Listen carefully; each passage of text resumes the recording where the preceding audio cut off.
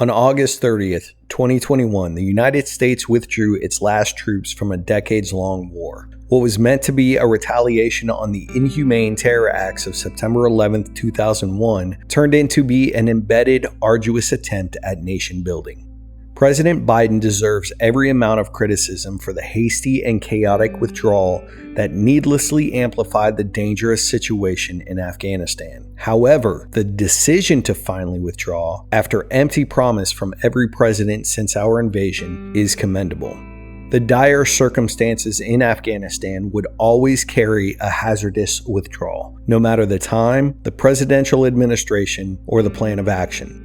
As we've heard from past military strategists like Eisenhower, MacArthur, and von Moltke, no plan survives first contact with the enemy. We cannot be naive to think that an enemy whose home was invaded, their ideologies suppressed, and thousands of lives lost would not be emboldened to lash out at its aggressors with knowledge of insincere retaliation. That mentality is what reiterates the decision to stay in unending occupation with no determined goal. Over the last 20 years, the war in Afghanistan claimed the lives of 2,448 American soldiers and over 47,000 Afghans. Year after year, over 20,000 of our troops returned from their tour of duty physically injured, with tens of thousands more suffering from mental and emotional turmoil. The current situation in Afghanistan has its roots deeply entrenched in geopolitical history, reaching as far back as the shadows of World War II. The Cold War gripped American consciousness and caused a worldwide strategic game of risk. Britain's abandonment of colonial imperialism throughout the world in places such as Israel and India left a power void that reached many other territories, including Afghanistan. The proximity to the Soviet Union tempted communism to take hold in that region. The lack of economic prowess and military protection strengthened their allegiance, and communist parties were established. This ushered in antithetical ideas to traditional Islamic conservatism, such as women's rights. The power struggle between communist and Islamic powers continued until pro-Soviet general Muhammad Daoud Khan overthrew the king and established the People's Democratic Party of Afghanistan. This firmly solidified the relationship with the Soviet Union. Khan proposed and lobbied for a new constitution that granted women's rights and would modernize the now heavily communist state. Khan was later killed in a power coup by other Soviet party members. This threat to traditional Islamic principles caused conservative and ethnic leaders in the countryside to create an armed revolt known as the Mujahideen, which fought against the Soviet-backed government. The USSR invaded Afghanistan in the late 70s in efforts to quell the insurrection and bolster the communist support. The United States, in return, supported the Mujahideen with supplies, weapons, and money in efforts to repulse the Soviet advance and overthrow the communist regime. It was within the Mujahideen that gave rise to the Taliban and birthed groups such as Al-Qaeda. These groups, as we now know, were the catalysts to the 9/11 attacks and the continued oppression of basic rights in Afghanistan. It has been the United States' belief of Pax Americana in deterring a perceived threat and/or the expansion of said threat away from American shores. We've devoted our military extension under the premise of the Hegemonic stability theory, a theory that identifies one dominant power that suppresses any potential threat, which leads to reducing international conflict. This has been a mindset since World War II and strengthened during the Cold War that led to our involvement in places such as Korea, Vietnam, Afghanistan, Syria, Libya, among others.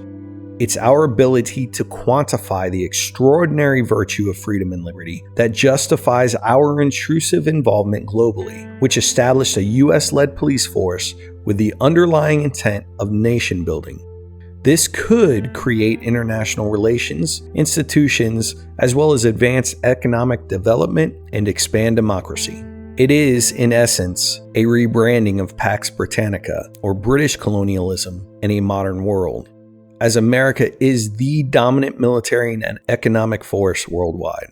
But the issue with Pax Americana is that the mentality on war changed throughout the 20th century. What was once a noble patriotic endeavor, romanticized by literature, art, and tradition, war began to lose its appeal by the end of World War I. The aversion to war was more widely accepted, and the decline was apparent. Two nations resistant to this waning attitude, Germany and Japan, had their own unique circumstances that led to their involvement in the Second World War. Historians claim that Germany's intent on occupation and domination falls strictly at the feet of Adolf Hitler, and had he not risen to power and asserted his beliefs into the Nazi government, Germany would not have been the spark which engulfed the world into another war. Japan was a country that was decades behind modernization. It was its imperialist attitude coupled with its rapid industrialization that led them to seek expansion of territory and the accumulation of resources. These two nations are important to Pax Americana because of the ostensible connection of U.S. occupation and strong political alliance following the war. But again, the aversion to war was already a growing majority, and historical information affirms the friendly relationships between America and these two nations were certain, even without U.S. occupation. So it has been the repetitive and antiquated stance of the U.S. government that military occupation directly correlates to a free and democratic institution on foreign land, despite the continued failures that have proven the opposite. It is this wayward temperament, continued by both Republican and Democratic administrations over decades, that led us to the 20 years we endured with Afghanistan. After September 11th, the United States had every conceivable right to defend itself and to search and eradicate any lingering threats to itself and its allies. Following the attacks, our emotional response clouded our judgment by allowing impetuous decisions that infringed on our personal liberties and expand executive power. It was the application of regulations like the Patriot Act and the authorization for use of military force, or the AUMF, that impacted the government's stance on conflict and personal rights. It was only 45 days after the attack that Congress approved the Patriot Act, which allowed nearly unabated power in surveillance of private citizens. It allowed the government to spy on private personal calls, emails, bank accounts, and internet activity. And these investigations on private citizens went without judge approval, issued under NSLs or national security letters. These NSLs are in direct contradiction to the Fourth Amendment. They delay notification to the private citizen of their investigation. They require no warrant and give authorization to seize personal property. With just a 2-year sample following the implementation of the Patriot Act, 143,074 of these NSLs were issued. Of those, 0 discovered terrorist activity, and 53 cases of criminal activity including fraud, money laundering, and immigration were found, with further police action taken. The act itself was reauthorized several times by both Republican and Democrats, and portions of that act are in some form still authorized today. The AUMF, which was originally intended to grant President Bush unobstructed military authority in the pursuit of al-Qaeda, was hastily ushered in with a broad language. This has led to the abuse of the AUMF by Presidents Obama, Trump, and Biden. It has virtually stripped the authorization for war or military action from Congress, taking away representation from the people to respond to their input to international conflict and placing it solely in the executive branch. Over the course of the 20-year Afghanistan war, the United States has pumped $2.26 trillion into the war effort, and each president since our involvement has been complacent or exacerbated the situation. President Bush, whether it was under false intent or not, cited the AUMF to expand military operations into Iraq, even though there was no correlation to the 9/11 attacks. When Osama bin Laden was killed May 2, 2011, that should have been our resolution. President Obama should have started the drawdown then, but instead increased military presence. By 2014 and the 5 years following, the conflict had become a status quo. Deaths of American soldiers nearly stopped and the Taliban made no advancements. But behind the veil of war, the Taliban increased their numbers and strength. And then in February 2020, the promise of withdrawal, a set date, and the release of 5,000 Taliban prisoners in a deal made by President Trump vindicated the patience of the Taliban. And of course, President Biden and his adamant political virtue to have all troops out by the 20th anniversary of 9/11 ensured the inevitable collapse paved by himself and the presidents preceding him, as they all have culpability in this war. The Taliban blitzkrieg that occurred during the rapid withdrawal of our troops is not a failure of the soldier, nor the actions they took over those 20 years. It is a failure of outdated mindset, buoyed by Republicans and Democrats alike, who contest that military occupation correlates to peace. It is an illusion of righteousness that compels our government to engage into foreign affairs with military action without foresight of negative effects. Our service members represent the patriotic spirit of America. They exude selfless service in protecting the virtue of liberty and freedom.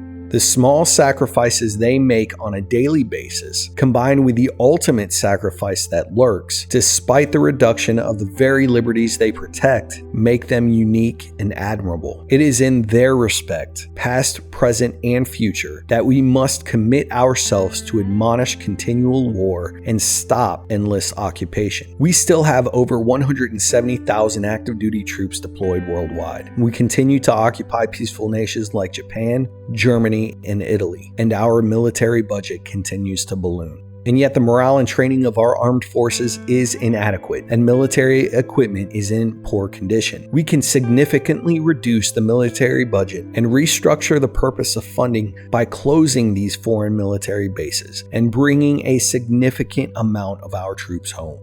We need to strengthen our allegiances through policy and trade so that we may have the availability to maintain small contingent units on their bases, which are maintained and funded by the home nation. This provides us with strategic positioning in case of need for rapid deployment and does not diminish our global presence, but it will reinforce the importance of international relations. The money saved on this alone can be used to advance military technology and provide better quality of training and better quality of life, as well as providing the proper funding to maintain equipment for those who protect our freedoms. We have endured for far too long archaic military endeavors, warned as early as President Eisenhower. We have overlooked the dangers of military occupation and ignore lessons learned. If Afghanistan in the history of military occupation teaches us anything, we must recognize, no matter the virtuous intent, we cannot assert our nation's values on those who are unwilling.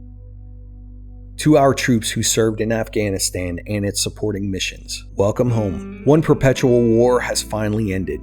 Regardless of its conclusion and regardless of the political intrusion that only complicated your mission, you served your duty with honor. Your service and those lost were not in vain. We are forever indebted to you. The people of Afghanistan who lived in peace for 20 years are indebted to you. And we are all inspired by your courage and dedication to the protections of liberty and freedom at home and abroad.